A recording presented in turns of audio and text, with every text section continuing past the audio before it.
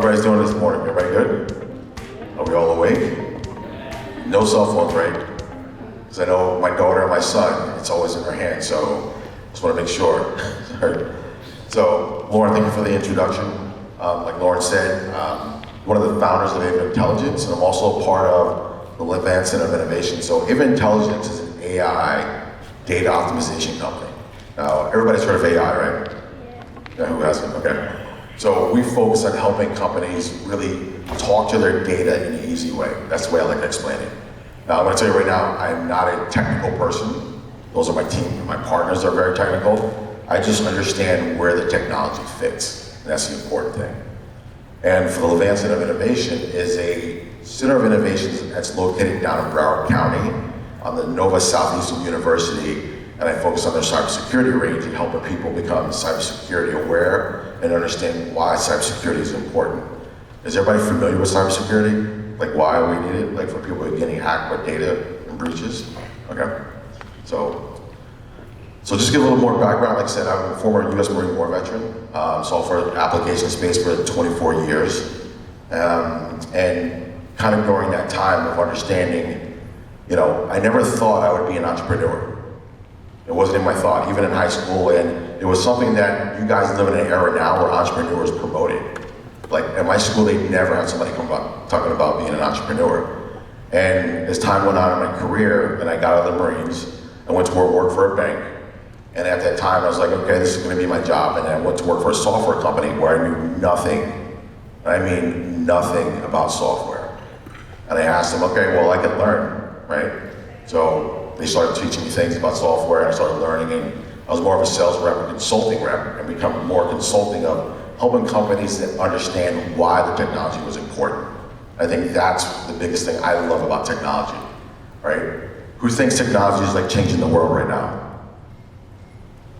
Okay, and I think that's what you need to understand is technology is not slowing down, and the quicker you understand or are a part of it, the easier it's going to be for you to come up with ideas if you do want to become an entrepreneur at one point, right? Because it's not slowing down. I think ChatGPT showed everybody how it turned it upside down with what you could do with AI. And it, honestly, I'm not going to lie, it even scared me at a point, but it was perfect because it's in line with the products that my company builds. So as I got into thinking about being an entrepreneur, it was through innovative technology. And around 2016, 2017, I got into blockchain technology. So who knows blockchain, right? Everybody's thinking about Bitcoin. Well, blockchain is the technology that's under that makes Bitcoin work.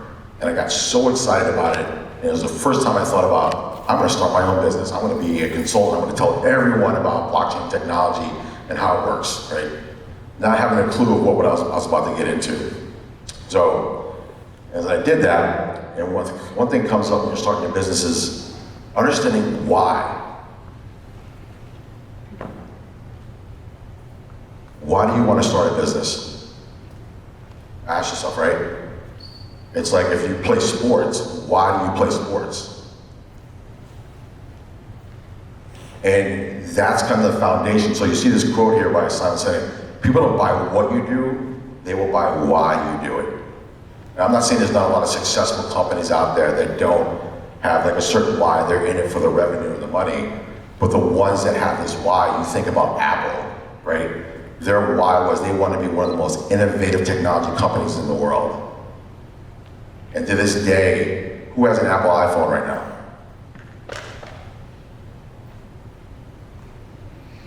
For them, that vision started and they kept up with that, with the innovation of an iPod, of all the technology that comes with their MacBooks, everything, right? And it's almost so they look like a cult following. So when you're thinking of your ideas of why you would want to start a business, try to have that in mind. And it's hard and it's easy to forget because a lot of people become passionate, right? And you ever hear like people that are very, very passionate, you can't get them to shut up. Like when you're really, really passionate about something, and you're talking to one of your friends and you're talking and talking and talking, you're like, okay, I get it, you're excited. That ties into when you want to start your business, right? That why. But that why needs to fuel kind of that passion you're going to have. And when I started the business I wanted to do, consulting services around blockchain, I was very, very passionate. And I thought I knew my why. I thought like, this is gonna help it. This is gonna help people understand this technology. But as I got along and you're getting into it, you start realizing, okay, how am I connecting with people? And how they're understanding the why of why I'm doing this. And that was very important for me to learn that lesson when I started my own business around that. But in that process, I was able to meet other people that had that understanding of why they wanted to be in technology. So then blockchain took me into learning about AI with some of my business partners that I aligned with. And that's how I got aligned with Ava Technology through a different company. And as I walked kind of through that path of understanding my why, then I was just like, okay, you know what?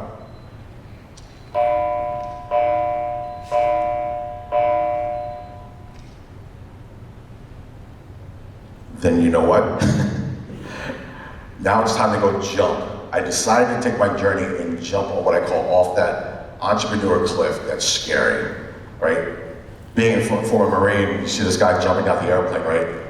And in my mind, he's turning around like as an entrepreneur, you're turning around, you're saluting your past, because you're about to jump into something you have no clue. And it's exciting at the same time, and it's scary at the same time. But you're not gonna be the same person once you do it. You're not gonna be the same. It's inevitable. You will have no choice but to change who you are once you decide to go down that path. And I've been skydiving before, and I remember when I went to go jump on the plane, and I was sitting there thinking, well, I'm an entrepreneur, how scary can this be now, right? But I love that feeling because you're floating and you're going through it, you don't know, hey, is the parachute gonna open or not? But while you're in it, it's exciting. And that's kind of like being an entrepreneur, because it's allowing you to start thinking of different things and ideas and things that you wouldn't think of before, right? And being in an innovative technology space is huge, right? It's something that's moving faster and faster. It's moving faster than when I was your age. It's lightning speed now. Every day you wake up, you're hearing a new idea from someone. So you're in an era where, do some of you have side hustles, or like YouTube channels or anything like that? Well, I know some people, they have YouTube channels, they're 16 and they're making money. And I'm like, I wish that was around when I was that age, right? Because it's something passionate. It's something, I'm sure you follow people on YouTube or TikTok that are doing things that you like. And they're doing those things because they think, hey, I like these things, I think somebody else is gonna like it. So when you think of these ideas of where technology can take you, it's endless now. On your phone right now, you could be running your own business, right? You think about basketball players, football players, movie stars, every one of them, you hear them, they're like, I'm an entrepreneur, I have another business. Look at Shaq, right? He has 10, 15, 20 businesses. 20 businesses, all in different areas, all from different ideas, all from different people. So when you jump off that cliff, you have no idea how great it's gonna be and how scary it's gonna be, right?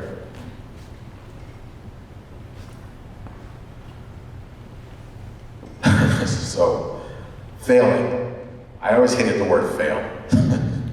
Because I'm not saying I was the strongest student when I was in school, so I hated the word fail. But when you become an entrepreneur, you have to remember one, this says fail fast. In school, you don't want to fail fast, trust me. This is just a mindset of an entrepreneur. When you fail fast, you learn quicker of what you want to do and what you don't want to do and what you've learned from that mistake, right? And that allows you to adjust and make a change that makes you learn something new that you didn't think you were going to learn. Now, the word improvise, adapt, and overcome, now this is a term we use in the Marines, right? So when we had a plan and it went sideways, they told you need to improvise the situation, adapt in that situation, and overcome in that situation. And that's not an easy thing to do, right? When something goes crazy and you're not planning for it, how do you change your plan quickly? And then how do you adjust to it quickly? And how do you move forward? And it's tough.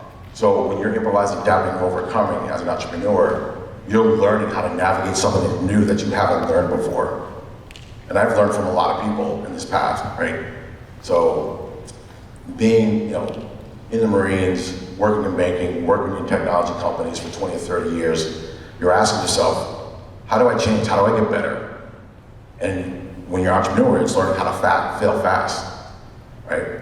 So as you're doing this, you're trying your ideas out, learning that, saying, hey, I'm gonna fail fast, even better. That was a mistake, I don't wanna do that one again. I learned from that one, how do I choose something else, right?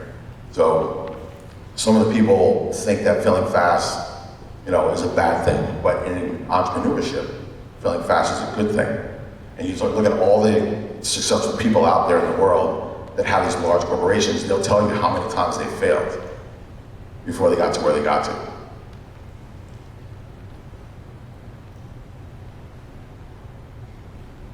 So pivoting was a must. So when you look at pivoting, it's really changing direction for what you're doing and your idea. So who's familiar with Amazon?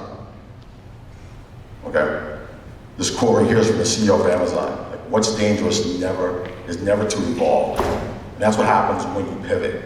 So if you look at how Amazon started, they started as an online bookstore, just to sell books.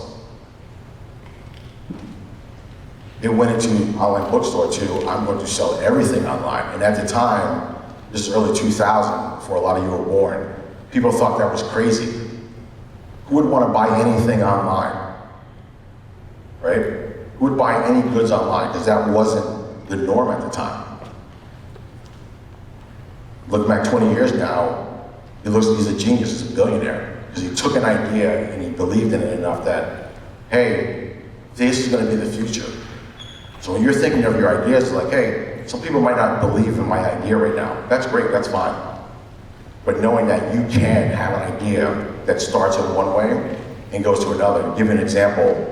So I know a lady I work with at the Levant Center, and she has a nail company. And through technology, she wanted to do is take pictures of your nails for women, design them and have it printed out so the nail can be printed out the way you wanted it. So she thought that was it, that was gonna be her end. What happened was, people started liking her technology that did the nails. And her idea changed. And she pivoted. And she blew up. And this is like within a year's time. And I watched this evolution of this pivot she did. And I thought it was great. I was like, you had an idea just to do nails. And now this technology is now allowing you to talk to Apple. All these big companies want her technology because she thought it was just going to be for nails.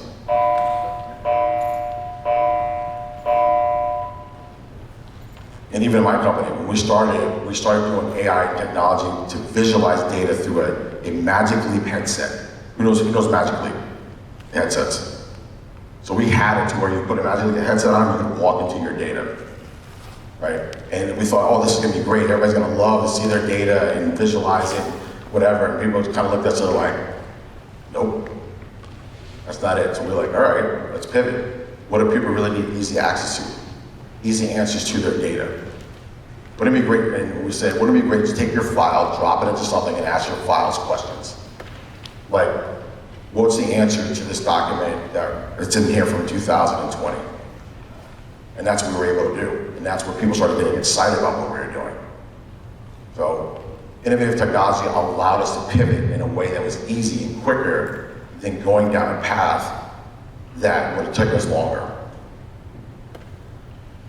And this space is great, and I like to say that as well because this woman that made this technology, people were telling her she couldn't do it. Where are all the girls here? Raise your hand. Where are the women? All the girls, raise your hand. Raise your hand. All the stuff higher. Okay. This space is so perfect for women businesses. Perfect. Because it gives you the power of not having to worry about a man deciding whether you're going to be successful or not. And that's huge. So you might not have an idea right now, but technology, I assure you, will come into play with it at some point or another. And you might not be thinking about doing a business right now, but as time goes on, you're going to bump into people that you're going to say, hey, you know what? I have an idea. How can technology help me with my idea? And that's what this woman did. She had an idea, and she had to find somebody that knew technology, said, teach me how to do it. Okay, here's my idea. How do I take it and do this with it? Right? These are the things you should be thinking about is, is you might not be an entrepreneur, but as you go through your life and your career, and as you start going on and learning more, that's going to be a factor in your success. But knowing that technology breaks down all barriers, and I love that. So it doesn't matter from where you are, where you live, you can have an idea, and technology, as an entrepreneur, can change that for you. It can give you a vision or an idea that no one can squash, right? And that's great about it. Nobody can say, oh, you're crazy. That's when good stuff happens, when you're crazy about something.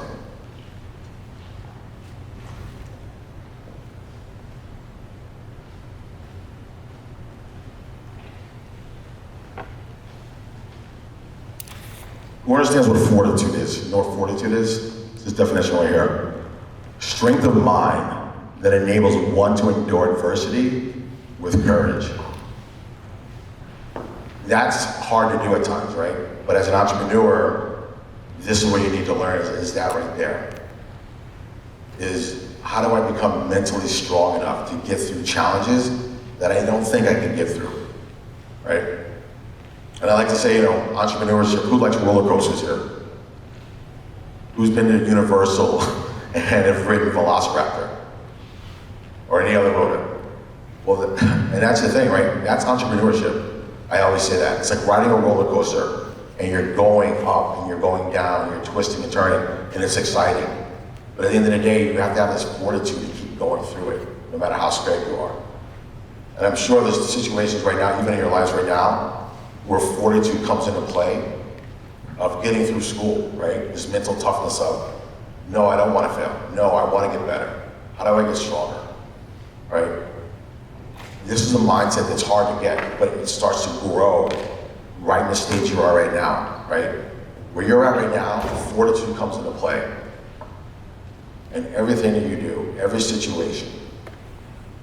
And as you get older and you start going through different situations, it grows, right? So a lot of this, for a lot of you I know right now, you're not thinking about being an entrepreneur. And maybe what I'm talking right now is not even sinking in, and that's okay. But remember that, right? If I get anything out of today, it's really, you have an opportunity now as an entrepreneur and in technology to do some really, really great things. And though you might not be focusing on it, I think you guys have an opportunity to change a lot of things in the world, and a lot of things for a lot of people. And that's why I like to look at it, because when I got into technology, it's like, I want to make something that makes people easy to understand this technology. And because I'm not a very technical person, I like that part. Because once somebody gets it, or somebody uses like a ChatGPT or technology that they never thought they would use, it changes things. Like, I never knew I could do this. I can do things twice as fast. That's what technology brings. So as you kind of go through it, think about fortitude, right? How can I get through all of this? How can I push myself when I don't want to push myself? Who here play sports? Anyone play sports? All right. What, football, soccer? All right. You guys ever have a tough practice where you want to quit, right? And you're asking yourself, I can't do one more step. I'm tired, I'm exhausted. I played sports my whole life. Soccer, wrestling, lacrosse, jiu-jitsu, doesn't matter, right?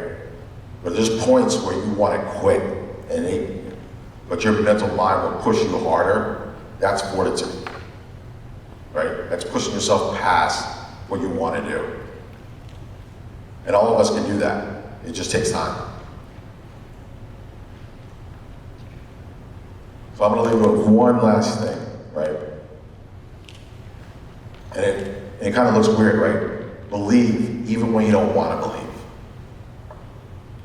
Like, how is that possible? Believing something even when you don't want to.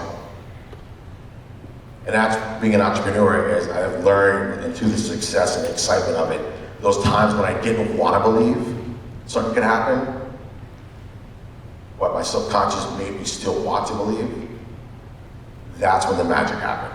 That's when the success started coming. That's when the excitement started coming. On the days when I didn't want to believe. That's when it became great. When I met so many people, so many different new ideas, right? And it changed for me every day. Next week, I'll meet somebody that's gonna give me another idea. And I'll be like, I wanna be a part of that. I wanna do those things. Because I started believing even when I didn't wanna believe. So when you think about this and you're looking at different ideas and you're pushing through what you wanna do, believe in what you're doing even when you don't wanna believe in it. Because that's where the magic is gonna happen, in those moments.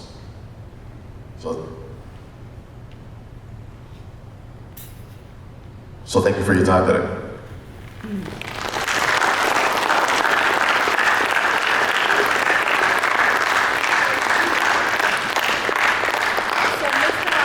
I have a question over here. Do you have anyone who inspires you or any mentors in your life? Absolutely. I have a few mentors that I work with. They were business experts, build their own businesses. But people that inspire me, I gotta say, it's part of my kids. Because they're the ones that had seen me work so hard, and they're the ones that supported me, even when I didn't want to believe. And it's crazy, right? I mean, I see there's so many people out there and ideas and what people are doing, but having the right mentors, people that can help you, that you can go to, that have already lived through it, right? I'm a mentor to a couple of people already, and they come to me, and I just share my experience. But I have mentors as well, right? And it's great to have them, because then you can say, hey, I am going down the right path, or hey, you need to think about these things, of what you're doing, or your ideas, or bouncing the idea off, hey, is this idea something we should do? And they're like, eh, and they kind of make the face like, well, why? Well, why should I do that? Well, so-and-so's doing this, and this is where you might not be able to gain traction. So I know that in your business, you're the VP of Business Services, so do you have people under you? How do you manage, a team? So we've had a team, so it's really, the people you pick are the people you want to have with you that see your vision or believe in the same thing you do, right? So it's not always just about, let me hire this person because I need this person. It's like, hey, we have the same mindset, we have the same belief in what we're doing. And it's always, about kind of being professional. In the beginning, people think about software companies and it's like, okay, I can go to work however I'm dressed or whatever. And I'm not saying, I've worked for some companies where people have come to work in shorts and flip-flops. And I remember after I left the bank, I went to my first software company, they were dressed like that. I went there in a suit, and I was all professional, and everybody's in flip-flops, and I was like, okay, this is different. But it's also, you gotta remember, it's that first impression, right, when you meet people. When they first see you, whether we say it or not, we judge people very quickly by how they look. So if somebody's coming to you or coming to me for a job, I like for that first impression to be memorable, right? Of how I was dressed or whatever. After that, if I see them in flip-flops, I'm like, oh, fine, it's great. But it's that first impression you need to remember as you meet people and you go up to them and you shake their hand and you look them in the eye, which is something very important when you meet someone for the first time.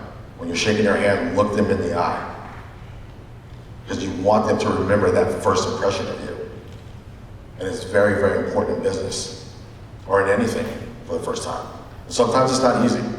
It really isn't. But force yourself, right? Because then they know you're serious, that you care, that you met them eye to eye. So with so many software companies out there, how do you guys market your company to really get a leg up? So in the beginning, it can be in two ways. And I know you guys know a lot about marketing and Google or Google Ads and things like that. And a lot of it's on, some people use Facebook, of course. They'll use Instagram or TikTok. For us, on the professional side, we use a platform called LinkedIn. And LinkedIn is really connecting us to a lot of different businesses that fit or understand what we're doing. So we kind of push it out that way. Also, the word of mouth is always great as well. But it also depends on what industry you're in and how you want to market it. Whether it's email campaigns, whether it's social media interviews, whether it's YouTube, and YouTube is huge now for doing marketing. So when you think of these things, understand where your product or your idea fits best for the people that you want to reach with it. So I know you also mentioned dressing for success, shaking hands, making eye contact. Are there any other soft skills that you give it, in your opinion, that students who want to be an entrepreneur or, as they go into the workforce, things that will help them out and that have helped your business out? So what kind of soft skills? I think the soft skills are really understanding who you're talking to, right? And making it an experience so they want to talk with you more. And it's not about, hey, just going out and, hey, I'm smart, I know this and stuff like that. Sometimes making it personal is a soft skill that's important because people want to connect with someone. They want to know that you have a connection or understand where they're from or their background. That's why when I ever talk to people, I like to understand, hey, where are you from? Where do you live? What do you like to do? Right? I sometimes talk nothing about business at all.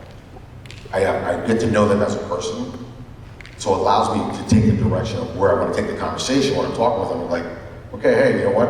I grew up in New York. Oh, you did too? Okay, hey, I was in a Marines. You were too? Oh, perfect. So you make this personal connection that most people don't have.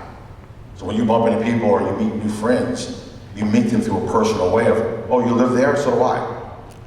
Right? Instantly, it's a connection. So what does your work schedule look like? I know that people like in hospitals, sometimes they have 12-hour shifts. Sometimes people work from home, or do you go to an office? So it depends. I mean, I've had a home office for probably 20 years, but I've also worked in offices and spaces as well. So I have a balance of understanding both of them. So when you're working from home, understand you work longer hours. I mean, I'm usually up at 5:30 every morning, right? And that day can run the gamut from meetings, going to meet people, going to offices, coming back, and then you fit family time in, and then you finish the day out at 7:30. Then you have weekends, and as an entrepreneur, the hours you put in will be twofold than if you went to a regular job. And that's something to really remember is those hours is work. That's what's going to make you, and that's where that fortitude comes into play. And that's what comes in believing when you don't want to believe comes into play. Because you will put more hours into your own business than anything that you ever do. I mean, I'll ask all the successful people out there that have tons of businesses. They'll say the hours that they put in were astronomical.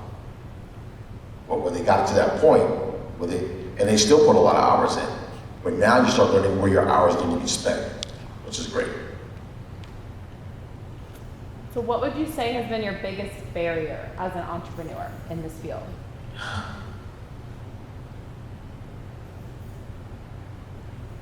Impatience. I'm a very impatient person, I'm not gonna lie. And I thought my ideas would take off like that. Oh, people are gonna love this, we're gonna do this.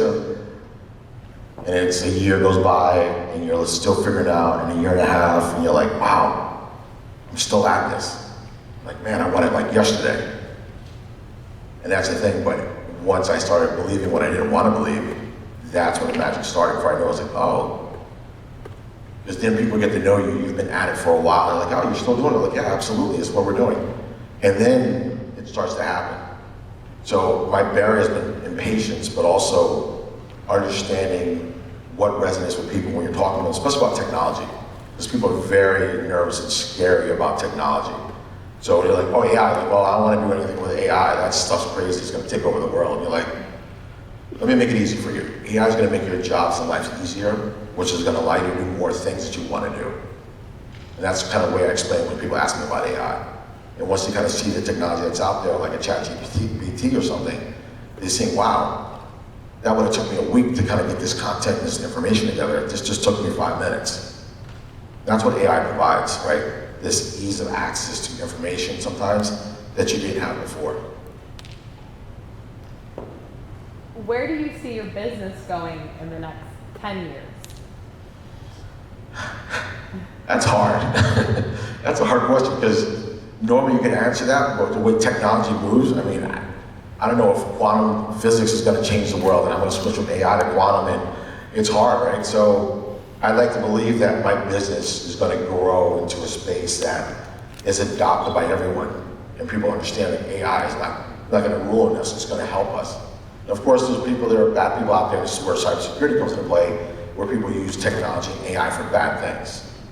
So cybersecurity is a huge growing space. So if people don't know a lot about cybersecurity, I would look into that, because for women and for men, this field is growing so fast that they can't fill the jobs as they are now. And now's a great time to start learning about it and what you can do in it, because the jobs, Not saying you shouldn't go to college, you should. But I've known people out of high school that landed jobs that are $150,000 a year because they knew about cybersecurity out of high school. So this technology field is huge, and it's just really open for your ideas of where you want to go with it. And now going backwards, if you could go back in time to yourself when you were younger, would you tell yourself anything differently or do anything differently? It's easy to say, yeah, I would tell myself, oh, don't do this, you should be choosing this, don't take this job, and everything else. And I'm sure we've all been there. I'm sure even the teachers in here have thought about, man, if I didn't choose this route, I could be doing this. But I would say, not really, because every stage that I've gone through that got me to this point has been great, and that's part of that journey when I jumped off the plane, right?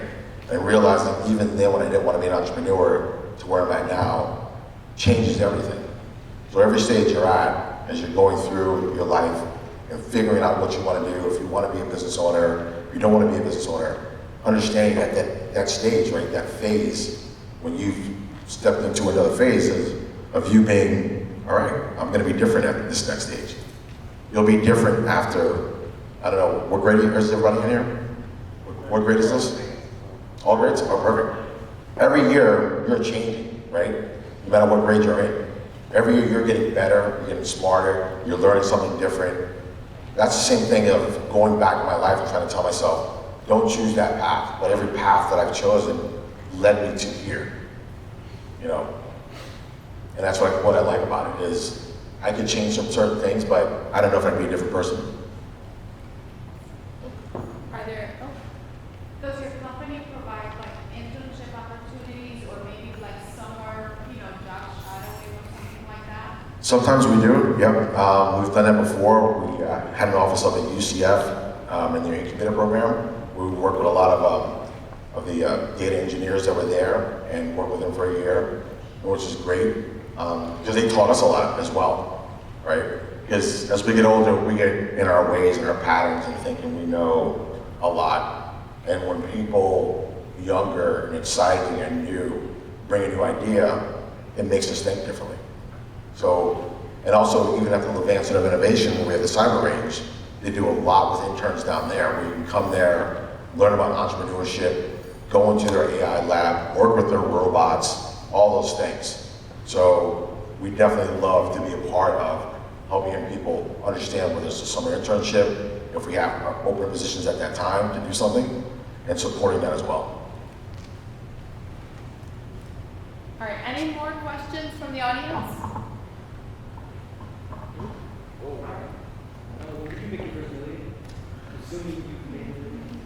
When will I make my first million? Assuming I've made my first million.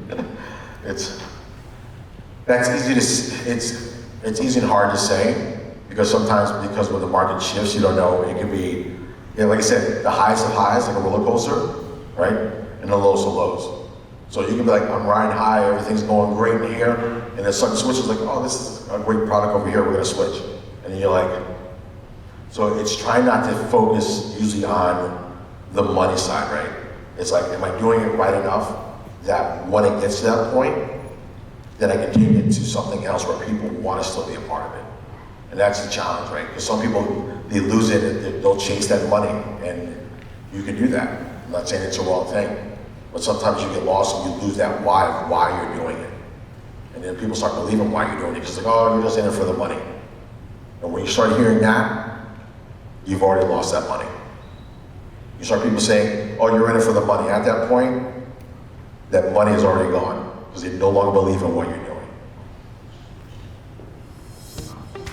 All right, well, thank you everyone for being here today and giving us your full and undivided attention. And thank you, Mr. Riley. It sounds like being an entrepreneur in the tech field is terrifying, right? You're jumping into a new experience, but you're going to fail, but it's just going to teach you, exactly where to take your business and how to grow it. And I certainly feel a little bit more comfortable with AI, right? It's something new and we're all experiencing it.